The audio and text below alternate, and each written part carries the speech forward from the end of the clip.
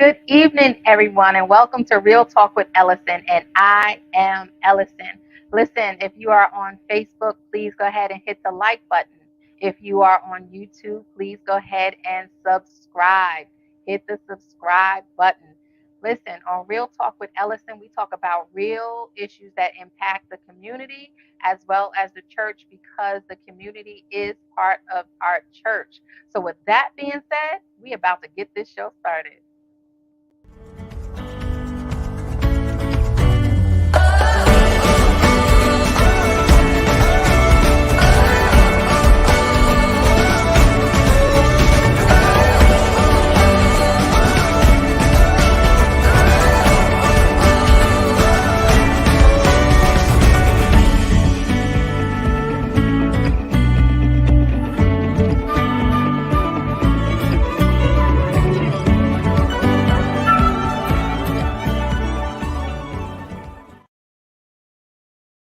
Good evening, everyone, and welcome to Real Talk with Ellison. And I am Ellison.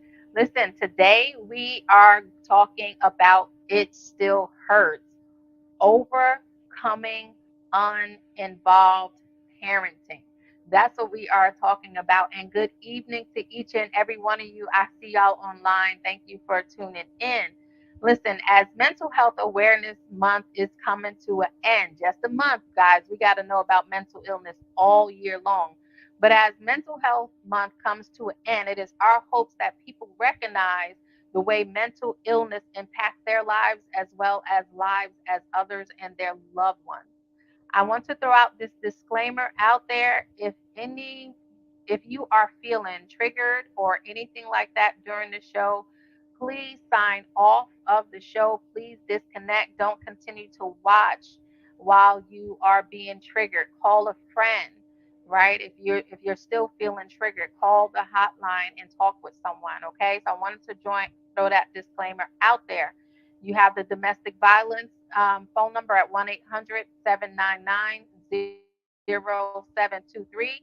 And if you know of a child that is being neglected or some kind of abuse, call Child Protective Services in your area, known as CPS. Okay. So listen, I wanted to throw out a statistic, right? I was reading in my research and it said 400, I'm sorry, 4 million children have some kind of maltreatment referrals reported, and that was only in 2021. So we had 4 million children who had some kind of report of being mistreated. And the child abuse report involved 7.2 million children. Ooh, 90.6% of victims are maltreated by one, if not both, of their parents. That is roughly 50 to 60%, right? And 50 to 60% of those are not even reported on death certificates as being maltreated. So today we're going to talk about neglect. And there are several different types of neglect. There's physical and educational, emotional, and medical neglect. And with that being said, I am going to introduce my very first guest, which is Anita Boone Rogers. Hey, Hey everyone. Hello, hello, hello. how are you, ma'am? I'm great. I'm great. How are you? I'm doing good. Thank you. Thank you so much for being on our show. You're I'm welcome. You're more excited. than welcome. And our next guest is Paula Harrison Hill. She's our professional for today. Hey, Paula. Hello, good evening, everyone. Good evening, ladies, and thank you guys so much for being on Real Talk. I appreciate it. Time is very precious to everyone, and I thank you for taking the opportunity to be here. So, Paula, I'm going to ask you first, right? You have a nonprofit, Feeding Fear Less. Tell us a little bit about that. So Feeding Fearless, so it is not a nonprofit, it's actually for profit. Oh, It is an sorry. LLC. And so Feeding Fearless is a concept and a business that I came up with during the pandemic, just because of a lot of the things that we were facing as a nation, as a world. There was a lot of fear, there was a lot of insecurity about what happens next. And then also with my own personal experiences working in mental health, and then the things I've seen throughout my life, I was just inspired to create something that did not feed the fears. Pretty Mhm. much what you feed in your life is going to grow. If you feed fear, it's going to continue to grow. And then that manifests into anxiety and kind of just spills over in different areas of your life. And so I just wanted to challenge people, what do you want to feed? What do you want to see grow in your life? And so Yeah. that's pretty much how Feeding Fearless was birthed.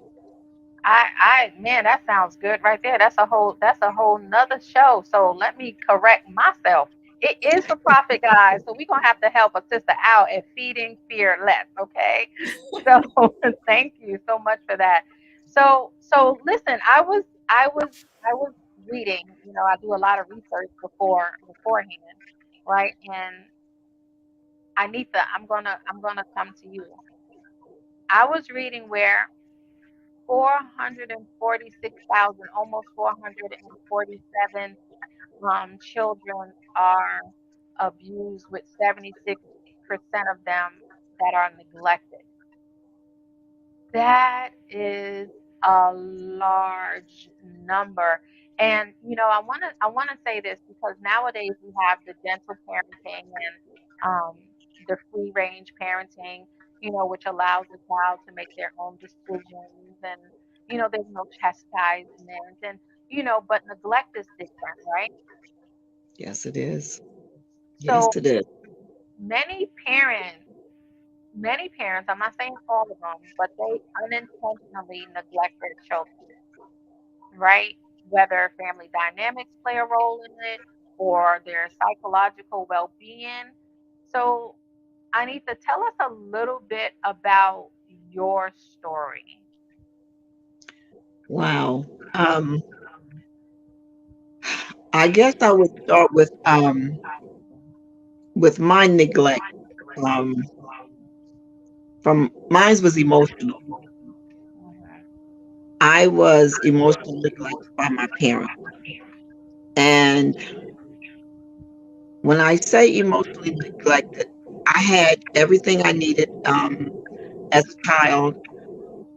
I knew my mom, I knew my dad. I lived with my mom and my bonus dad. I just didn't get what I thought I was supposed to have, and that was the love and affection from both parents. It took a long time for that to happen. It was years and years and years into my adult life. Um, my mom, I think, was doing everything in her power to raise me so that nothing would happen to me like it happened to her. And everything that did happen to her turned right around and happened to me, right on down with sickness. And that was one scary thing. My bonus dad was with us every day. He was in the house and he was a wonderful person, God rest his soul, and my mom's soul. My biological dad did not live too far from me. We did not have a true relationship until I really would say 10, 12 years ago. We Mhm. finally bonded and we understand each other now. And emotionally, they were attached to each other, my mom and my dad. And my dad explained to me, I asked him one day, I said, what happened? And he said, we forgot to love you. Not they didn't love me, it's that they forgot to show me that they loved me. Wow. And my mom passed at the tender age of 52 years old. My bonus dad died at the sweet tender age of 37. My my biological father, my dad, is still living, and we do have a great relationship. But to have to go through that much emotional turmoil as a child, then you go into adulthood with it. So many things happen, so many unknowns happen to you, and you don't know how to deal with it. Yes, yes. I want to touch on something you said, Anita, and then Paula, I'm coming in. You said, and I'm not sure at what age you were when he said that we forgot to love. Like, yeah, Sandra, like forgetting to love. Like, I'm still in shock of that because how do you forget that? So, Anita, I want to ask you, hearing that, how did that make you feel? And then Paula, what is the importance of a parent role? Right? So Anita, how did you feel hearing that? Because me, I'm good and grown, and to hear that, it's like it's crushing my heart. I I think you may have said this to me in the last year. So we just really talked about it deep. And I'm 57 years old now. I have three girls of my own, and I get on their nerves so bad because I'm never going to forget to love them. It Mm, hurt to a degree. And then after listening to him and trying to weigh out the things that my mom was going through, and then I had an aunt who talked to me and told me some of the things that my mom went through as a child. Ooh, I finally stopped being mad. yeah. I finally stopped being mad at both of them because after learning everything, it wasn't their fault. It wasn't. It That's wasn't. good. That's good. That's good. It wasn't their fault. That's good. So y'all hashtag never forget to love. Like Yeah. hashtag that. That's important. Never forget to love. Yes. Paula, Yes. what is the importance of a parent of the parental role? It's very important because when you are born, you're born to your parents and to your parents alone, and as you grow, that is the first formative relationship that you have with anybody. Before you step outside of your house, before you go to school and start meeting other children and other adults, that's the first relationship that you have. And so, what you learn in that relationship is your place, not only in your household, but your place in the world. You learn where your value lies, um, you learn about yourself.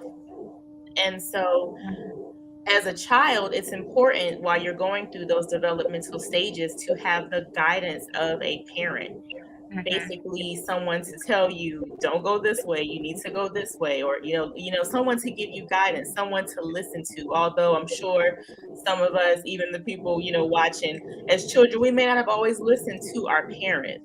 However, Mm-hmm. we knew that if I fall off my bike and my knee is hurting, I scraped it up and I'm crying, I can go to my mother, or I can go to my father. We knew that no matter what, in good parenting relationships, that your parents had your back.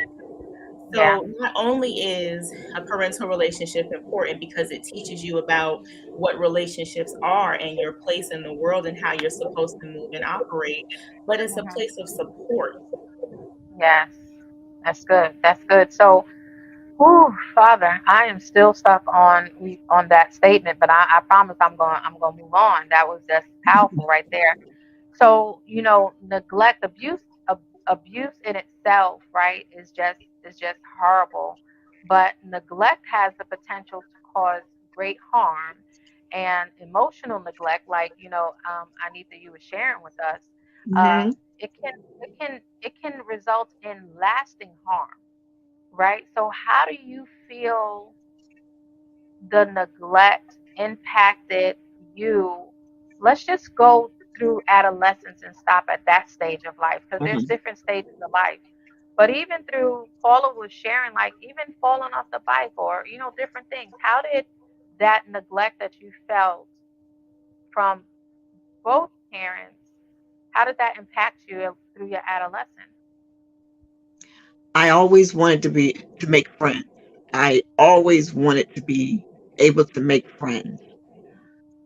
And I tried so hard to do that until it turned sour. And I have wonderful friends, and God knows I love them all. But I went through a thing in school, especially high school. High school, I was bullied. I mean, Mm, wow. You think you're cute, your hair is long, your mom works here, you think you're cute, your clothes look this way. I went through all of that. And I wasn't looking at myself like that because I still have a hard time taking a compliment today at 57. I was mm, looking at that. It was like, well, why are you talking to me this way if I'm trying to be your friend? So I just kept trying and trying and trying. And finally, I was like, forget this. I can't keep doing this. This is getting old now because you want to be mean to me because I have long hair or the way I dress, who my parents are. I had to get over it. And it took a while, but it was mind blowing. I mean, I went through teenage years, early adult. I wanted to be connected and loved so much. I ran off and got married to my oldest two daughters' father, with not even thinking about what I was doing. right. The So greatest I'm thing came out wondering of that. if, go ahead. The greatest thing that came out of that was my girls. My girls. Amen.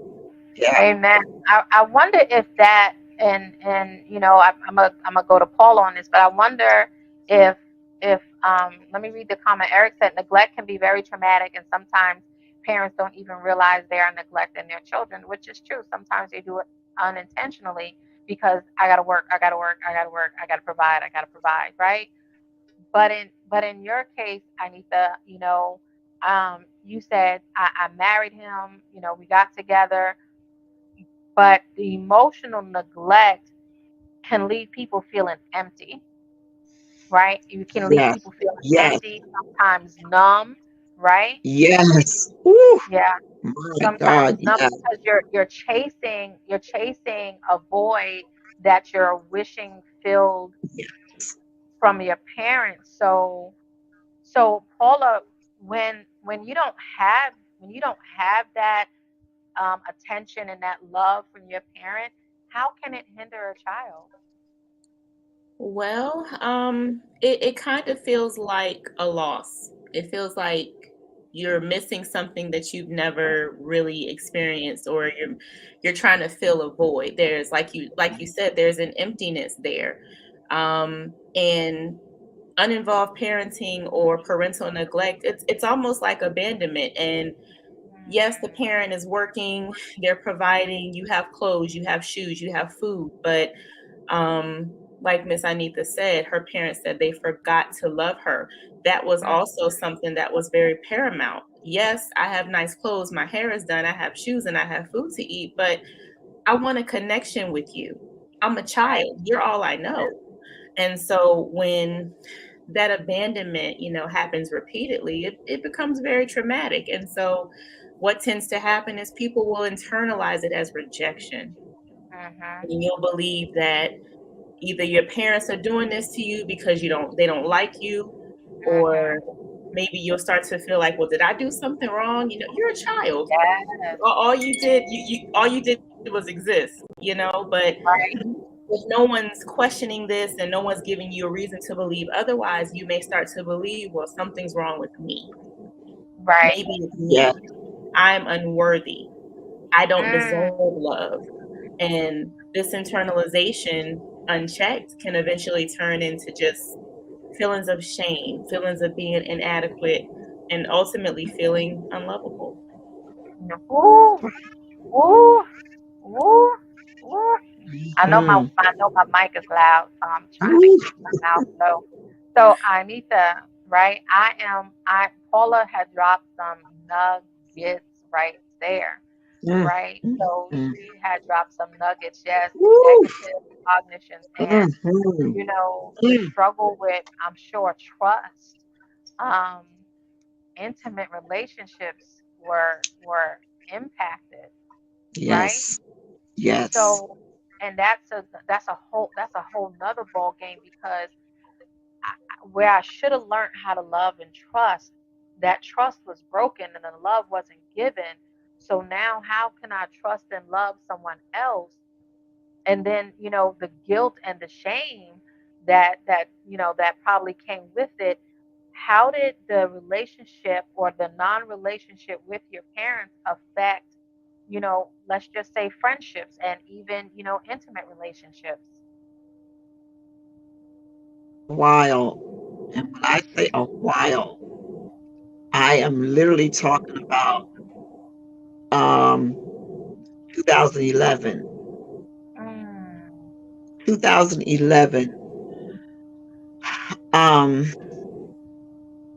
my second husband and I separated, and I couldn't figure that out. I couldn't figure it out. It just it affects you to the point where you think you can't love anymore or be loved. Mm.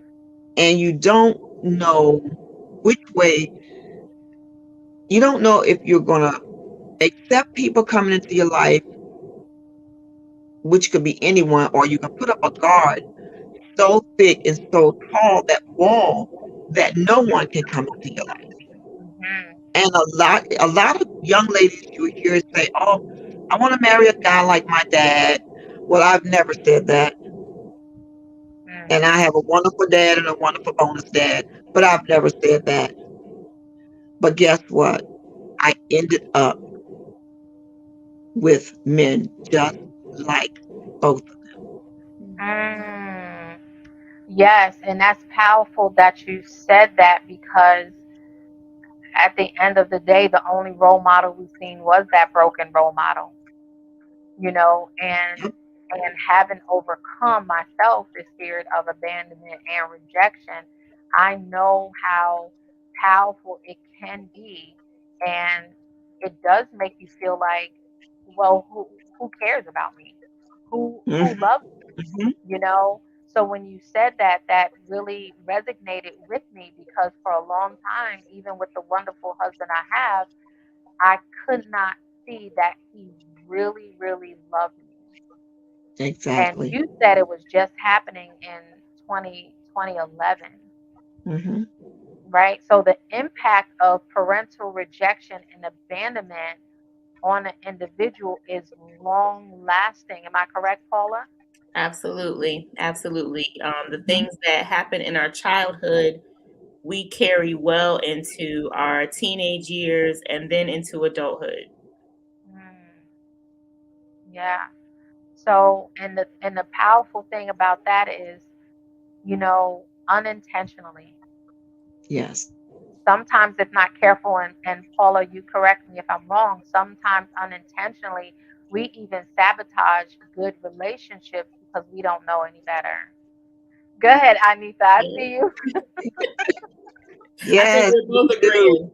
Yes, we do. Yes. I mean, I've got a T-shirt and a trophy. Yes. And it's not intentionally. It's not intentionally, but for some reason you're gonna just do everything the opposite of what you're supposed to be doing. And I'm serious, it took me a long time, and I still right now, I think I had the greatest bonus dad, and my dad is a great guy now.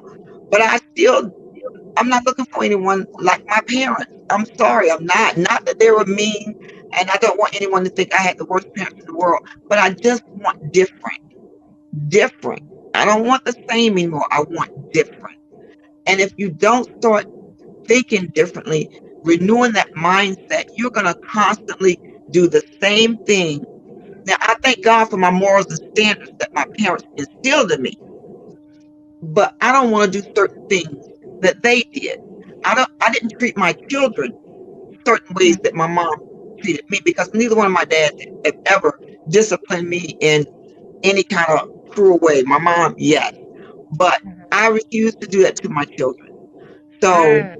you have to be very cautious of how you're raising yourself and your children, because I was raising myself and my children. Oh, And my that's second husband came in and he started raising all of us. Mm. mhm. He Mm. started raising all of us. And Mm. till this day, I sit back and think, what in the world could I have done different to still be Mrs. Rogers Right. versus being Boone Rogers? Yeah. What could I have done differently to be in the home with him? And Right.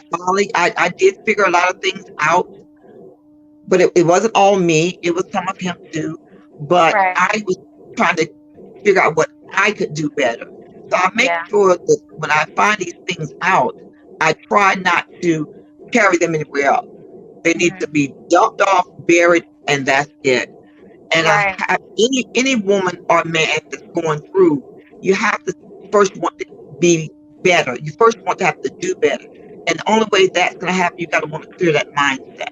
Because if you Yeah. stay in the mindset of that adolescent child or that young adult and going through those trials and tribulations, you're never ever going to move from first base. Yeah. I couldn't You stay on dropped some first really base. good nuggets on that one. You really I dropped couldn't some stay nuggets on there. that one, and I'm wondering, right? So, as you were speaking, and Paula, I don't know if you picked up on this, but as she was speaking, I picked up on sometimes when we have neglect from our parents, or we don't have the love for our parents, or we don't even know who our parents are. Sometimes we get a mate, right? Who now not only are they similar to our parents, but also now we're looking at them as the parental over us. Instead of looking at them as our mate, we're now looking at them as Mhm. the parent. Like, Yes. you talk more into Yeah. that. I'll speak to that. So that boils down to attachment styles, and basically attachment styles is how we relate to other humans, and it's based on, again, that formative relationship with our primary caregiver. So if you didn't have that formative relationship, you were neglected, you had uninvolved parents, or you were abandoned at a young age, your attachment style might be what we refer to as an anxious attachment style, meaning that what you didn't get in your childhood, you are now seeking from your partner. You're seeking Mm, approval, you're seeking validation, you're seeking support. You're earnestly seeking something that they really are not able to give you. And yes. then there's always in the back of your mind, is this person going to leave me too? Or does this person really love me or like me the way that they say that they do? And in turn, the person who's seeking that affection, it's almost as if you'll do anything for your partner so that they don't leave you. And that's not Yeah. healthy. That's, I think you said, and Anita just shaking her, she's shaking her head. So I'm wondering, right? So we always say happiness comes from within, but if I grew up in an environment where, and Anita, it sounds like, our life. I'm saying our life because I felt like my life was an oxymoron. Like, I had it all. You name it, I had it. I went on Mhm. vacations, I had it. Mhm. You walk behind that door, it was something Whole different totally story. different.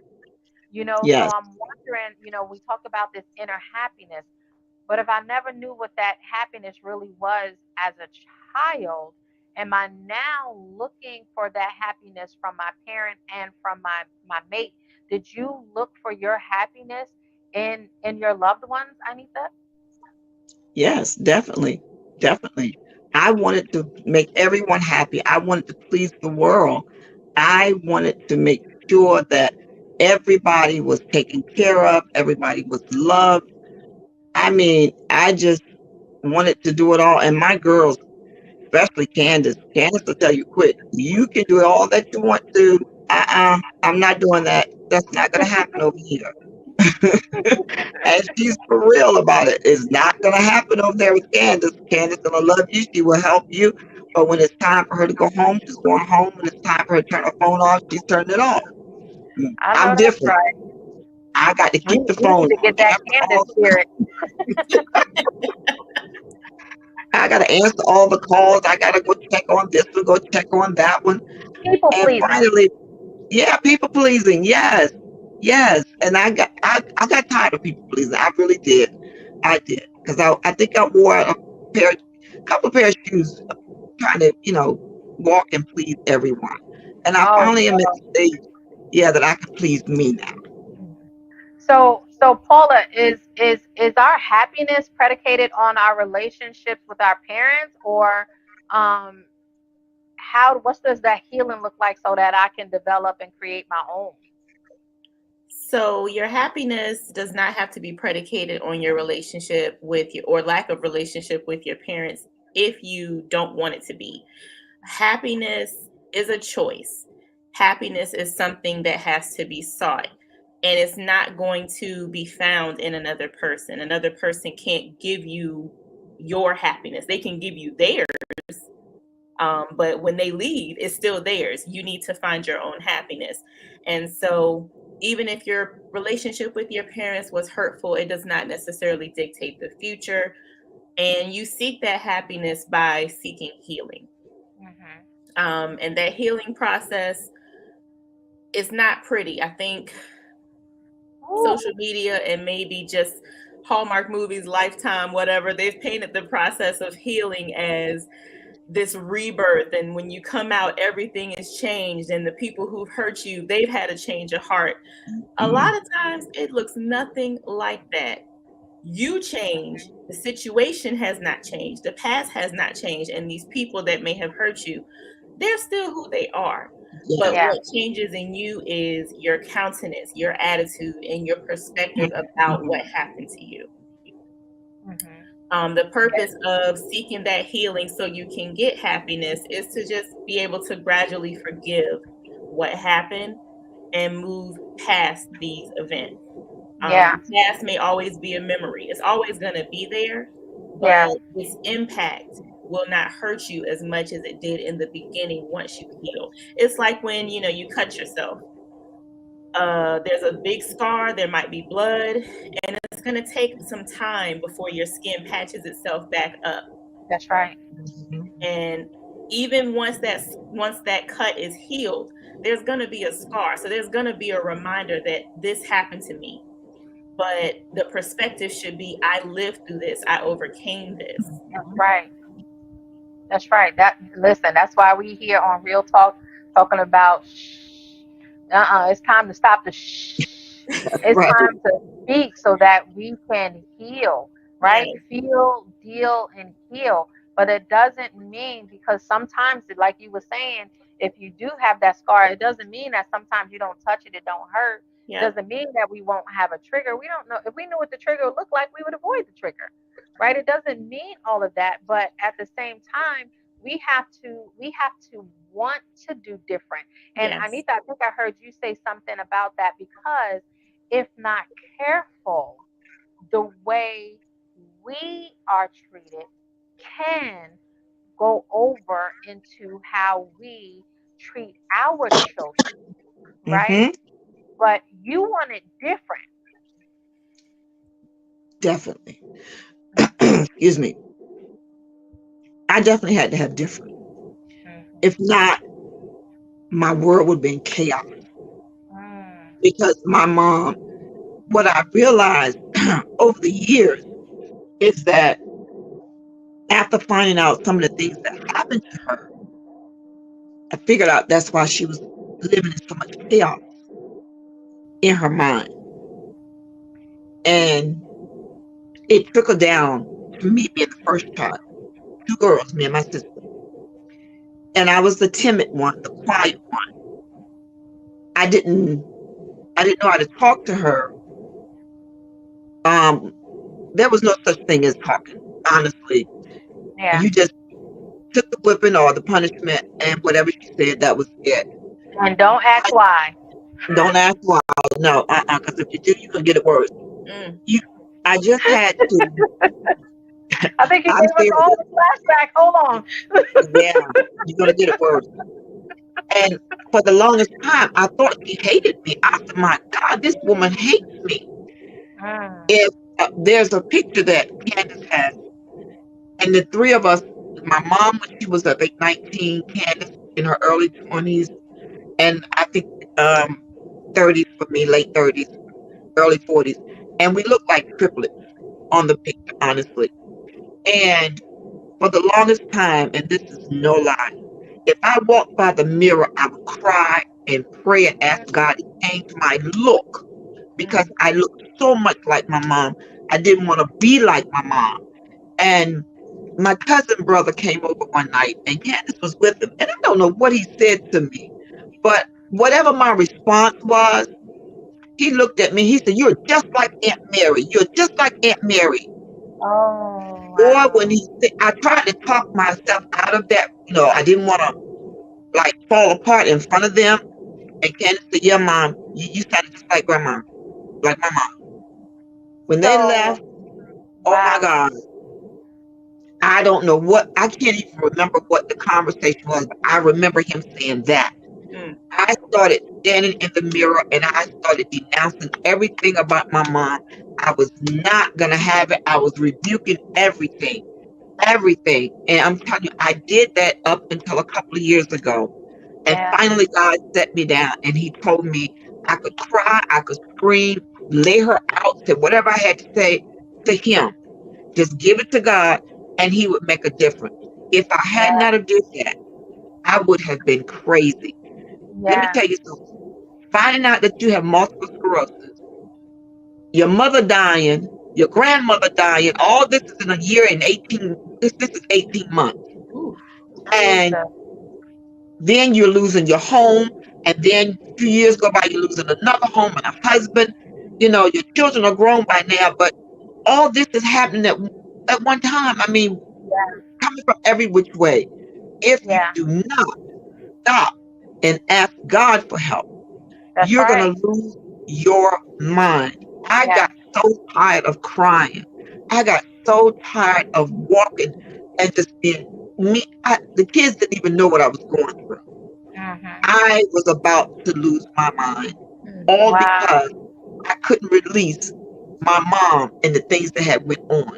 And Yeah. finally, I released everything. And when I tell you, I feel so much better. With her not being here, hurts a lot. But Yeah. God knows I love her so much. If I could just have one more day with her, just to say I love you, and I know it's not your fault. Just one day, Mm.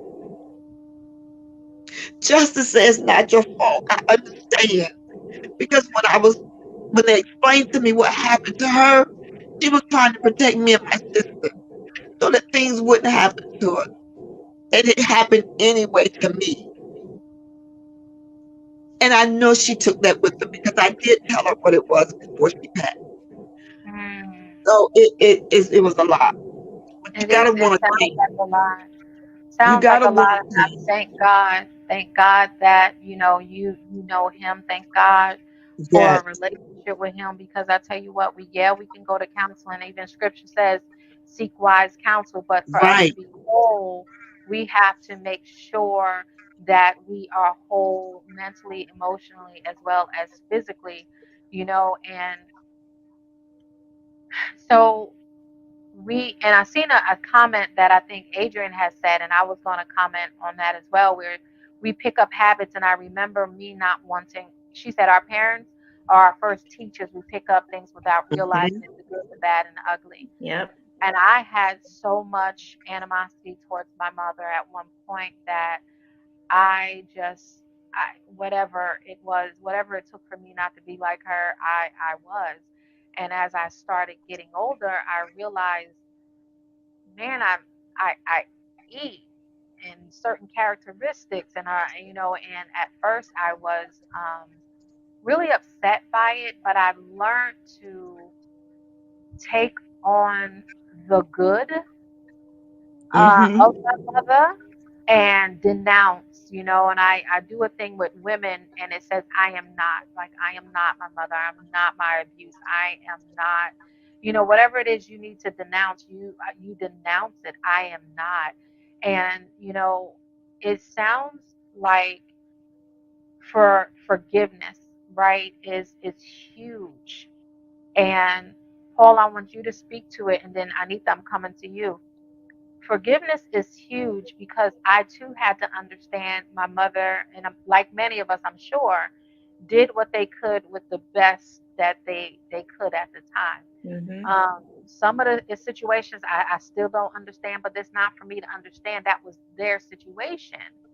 But how big is forgiveness for the individual, Paula? It's heavy, but in a good way. Um, Forgiveness does not absolve the person, of the misdeed that they may have unintentionally committed against you. But what it does for the person who's hurt and trying to heal, it frees up space in your heart and in your mind to let love in, to let light in. And, if you are a believer, to let God in to help you heal from what has been hurting you. Holding on to a person's slight against you is like holding a grudge, and it takes a lot of energy to stay mad. But with forgiveness, there's freedom in that. Mm-hmm. There's release in that. And you find the peace that you may have been looking for in other people and in relationships. You find that peace through forgiveness because you are not allowing it to attach itself to the rest of your life. You're Yes. acknowledging that it happened and you forgive the person, and you try to move through that with everything else happening in your life. People like to say, I want to move on and let it go. I want to move on and forget it. But I'm going to go back to that scar. The scar is going to be there. You're going to be reminded of it. Yeah. But as long as you have forgiven the person who has hurt you, Yeah. I that's like that hashtag freedom is forgiveness. I think Adrian has it. Freedom is forgiveness. Freedom and forgiveness. Yes, hashtag freedom and forgiveness. You said something we want to bury it and let it go. And I use this analogy sometimes with some of my clients. I actually, it's not an analogy. Actually, I tell them to Google it. So I challenge each of you guys on here to Google it. It was a story many years ago in South Carolina, and they had a really bad storm. And Google the storm in South Carolina. The storm was so bad that it uprooted coffins. mm, And the coffins was floating down the street. Now y'all Google it. Storm in South Carolina that uprooted these coffins. So my psychological mind got to thinking, we can bury stuff and we can think we don't have to deal with it, but that perfect storm will come at the right time and uproot the thing we thought we buried. That's why I constantly say, feel, deal, and heal. Right?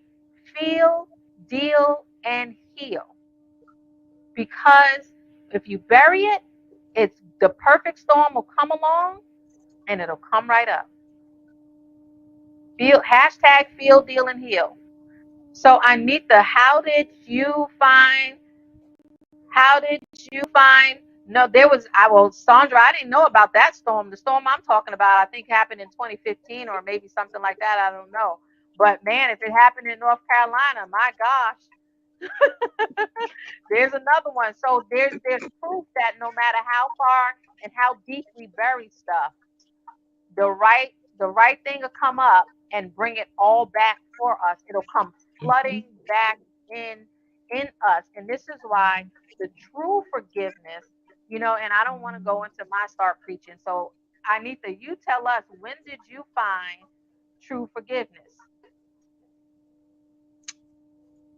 I found true forgiveness a couple of years ago, and true forgiveness. There's a cliche. Uh, you can forgive them, but you don't forget. Well, that's common sense. That's common sense. You forgive a person. No, you're not gonna forget what happened. That's common sense. I don't know who came up with that, but they didn't think about that one. When you forgive, me personally, when I decided that I had to forgive not just my parents, but their parents and people that were in their lives, I had to just start forgiving everyone. And I'm not going to forget the story. I'm not going to try to bury the story. I'm not going to try to push the story to the side because I can't do that. It was a part of my life. But Mm-hmm. I'm not going to allow unforgiveness to overrule my forgiveness. So I'm going to go ahead and I'm going to forgive, and I'm going to keep my mindset together, I'm going to know that one day I may have to tell the story, just like tonight. There's going to come a time again I'm going to tell the story. So for me, that part of I'm not going to forget, that's why I'm not going to forget, because I'm going to try to help someone else. Mhm. Forgiveness, if you don't do it, I used to think I heard it until I had to do it myself. Forgiveness definitely means you have to work on you. You have to go inside of you, and you got to pull out all that toxic stuff that's in you. Let me tell That's you how right. toxic you can be toxic to yourself and don't even know it. Today, I had to make 3 runs for 2 weddings that I'm doing. And as I was making the run, traffic got me on one. And the lady had to go to work on that traffic, and she had to go to work, so I couldn't make it to her. Do you know there was 999 things that I could have called and said, Ellison, I can't make it.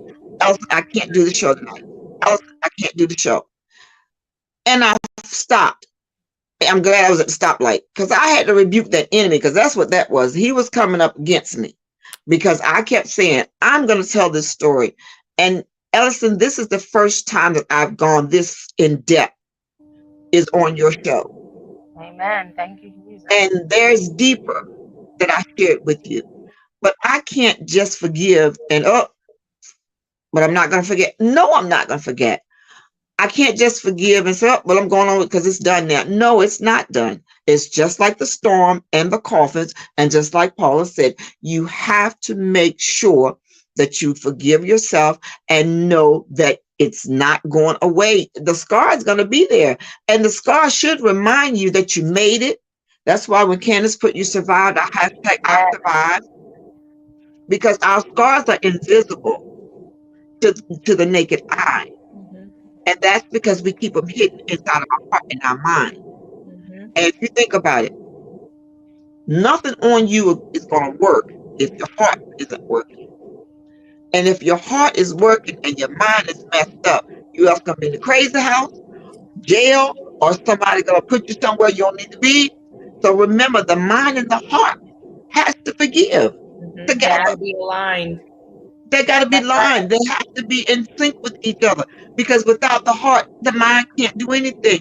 And if the That's heart is right. beating and the mind is all messed up, then you don't even know how to tie your shoes at one point. It will Yeah. throw you off. They have to line up. And Yeah. if I We could say have it on the to. rooftop, you have to That's forgive. right. You have That's to right. forgive yourself for not understanding. Forgive Yes. yourself for not understanding. I had to Self ask God, please forgiveness. forgive me. Yes, you have to. You have Yeah. to. Unforgiveness is like drinking the poison and expecting it to hurt the other person, right? Hello. Ain't doing nothing but Hashtag hurting self you. forgiveness is real. Hashtag self Yes, forgiveness, right? yes, So, yes. so I appreciate the mere fact, Anita, that you still pressed on and made it anyway. Thank God for the stoplight. Yes, because I was going crazy. That car, I was going up. I was like, not today. You won't stop Yes. me today. No. So Mm. Paula, chime in on that self forgiveness. I think that it's important to you have to forgive yourself. Miss Anita already said it, but you have to forgive yourself for what you didn't know.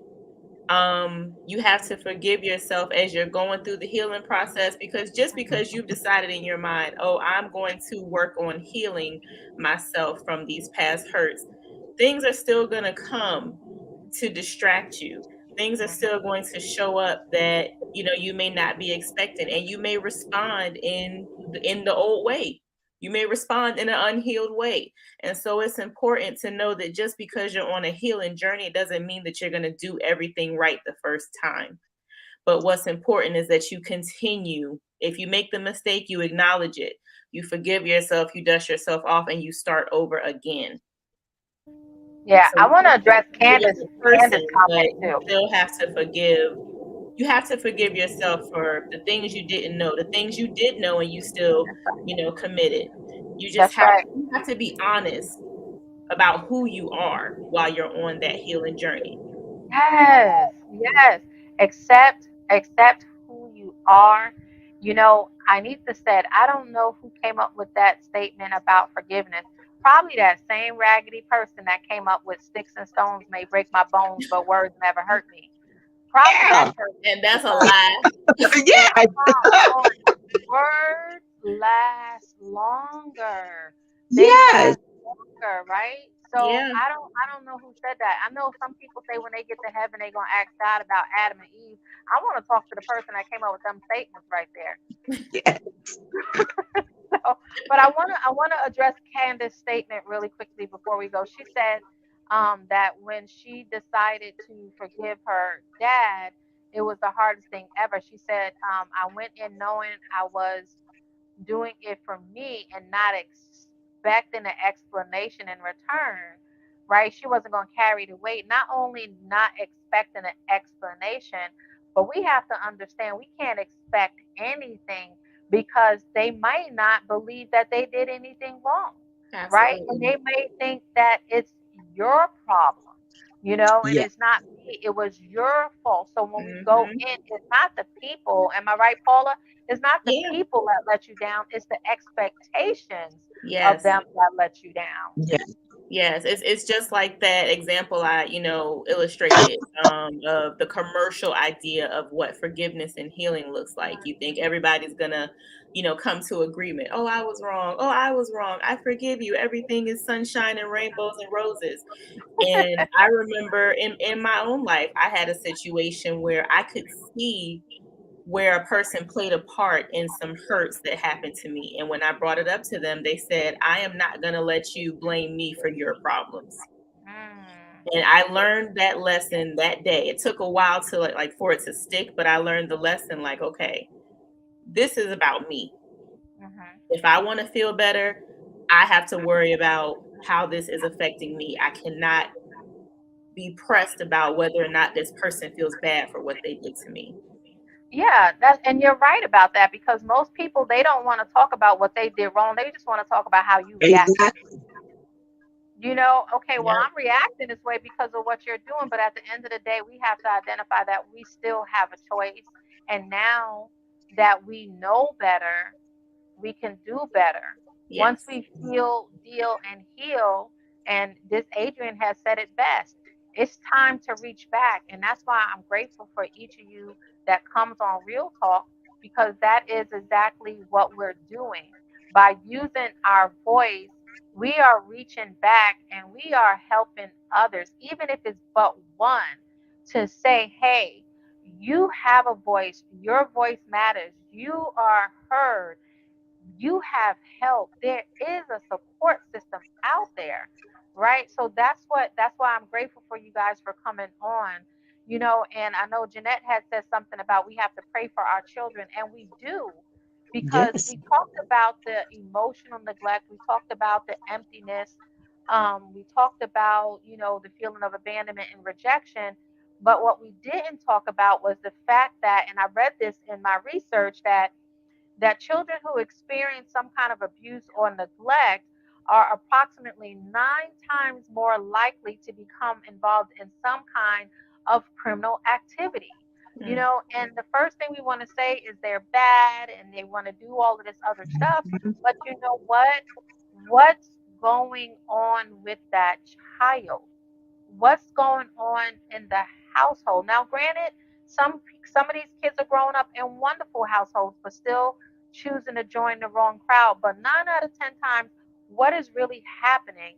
And we want to blame so much on the child instead of seeing what's really going on. Hey, baby, what can I do to help you? What can we do? Because you know what? Hashtag it takes a village. It takes a village. Sure does. Right? When you're hurt, you're looking for someone to help heal that hurt. When you're feeling empty, you're looking for someone to fill that void. And the sad thing is that's why gangs are out there because they show a sense of, you know, Yeah. being Yeah. together, different things like that. So we have to show them that the best way to get over their love and their hurt is by showing them love, especially the love of Christ. That's what's missing. The love of Christ. We have to get back to that unconditional love. Oh, That's I know I right. said a lot. I'm sorry. So with that being said, right, Miss Anita, I'm so grateful that you have that forgiveness for yourself. I'm glad that Yeah. you want it better for your children. And I know Candace, and she is a beautiful woman. Oh, So the thank you. generation that you came from, you broke that generational curse, and now it can go on. Definitely. I had, And I that's a couldn't, choice. I couldn't see them go through what I went through. I couldn't do it. I couldn't do it. My sister's the same way, with her girls. We just weren't gonna do it. It had to stop somewhere because people don't realize the generational curses that you believe in and don't even know it's a generational curse. People think they're supposed to do it real quick. You ever heard the story about the lady who was cooking dinner and she asked her husband to God, I forget what she was cooking, but she asked him to do something to it. And oh God, I can't remember y'all, but the story talks about her constantly. She asked him to get a bigger pot. I don't know what it was, but he said to her, "Well, why didn't you just cut the bottom of it off? Oh, No, I get know a what bigger you're pot." talking about. I know what you're talking Yeah. about. He said, "Well, Yeah, my I know mama what did you're it talking like about. that, and her mama did it like that." And I was like, "Golly, we do stuff and don't even recognize why we're doing it. Why are Yeah, we doing it?" yeah. Actually, that was on the news. The news reporter actually did that study, and he was like, "Well, why?" He went 3 generations, and it was about them cutting the butt off of the ham. Yes, That's what that's it was about. Them cutting the butt off the ham, and 3 generations was like, "Well, I don't know." Well, come to find out, great grandmother, she said, come up, the pan was too small, so we had to cut it hmm off. yeah. But nobody And asked then, the and the question. They just did it. and the guy said, "Well, why don't you just get a bigger pan?" I don't know. Yeah. Yes, so that is true. That is true. That is all about us wanting to do different. Well, listen, you guys, we've been watching Real Talk with Ellison with Anita, Reverend Anita Boone, and we've been talking with also Paula, and they have been, just sharing with us. I hope you guys really got something, out of it. Regardless to if it's your children, someone else's children, the neighborhood, it takes a village. Let's love on these kids. And before we go, Paula, I want you to leave a nugget, and then Miss Anita, I also want you to leave a nugget as well. Oh wow. I think we said it earlier in the show. Just don't forget to love. As parents and even as children, because the Bible does say, honor your father and your mother, that your days may be long upon the earth. Yes, Don't forget to love. yes, don't forget to love. I love that, and I am also glad that you brought that up because I often say the Bible also says parents do not cause your children to wrath either. That's So so we have to true. both be mindful, like the parents don't do that and the kids don't do that as Mhm. well. Anita, please leave us with a nugget. I agree with what Paula said, and I also forgiveness, love, healing, feel, deal, heal. When you feel like you don't know what to do, pick up that phone and call someone. Mental illness is real. I Yes, know, I know about it. I lived it. It is real. Do not, and I mean do not let it go untreated. You don't want to do that to yourself. yes. Love yourself. Take care of yourself. Yes, thank you, ladies, so much. Paula, I Thank greatly you. appreciate it. You guys go ahead to Paula's website, support her at Yes. www. I want to say one more W, 3 W's, guys. Feedingfearless.com. And if you want to connect with Miss Anita, she has her own podcast at being Anita on letgораdio.net. So thank you, ladies. Again, you guys hold on. We're gonna put you behind the scenes. Everybody for tuning in. We thank you so much for watching Real Talk with Ellison. Thank you so much for being here. And I just want to say next month, woo, next month is Men's Month. So the month of June, we are going to be hearing from the men. And if you guys have been tuning in all month, we're going to have the husbands of the usses that shared our story about PCOS, endometriosis, and all this other stuff. We're going to hear from the husband's perspective, right? Because the wives shared earlier in the show this month. So again, tune in next Thursday at 7 p.m. to hear from the husband, and it's Men Month. Grab your men, because we're going to have some doctors on the show. We got a lineup for you guys. So again, thank you so much for watching Real Talk with Ellasin. Be blessed.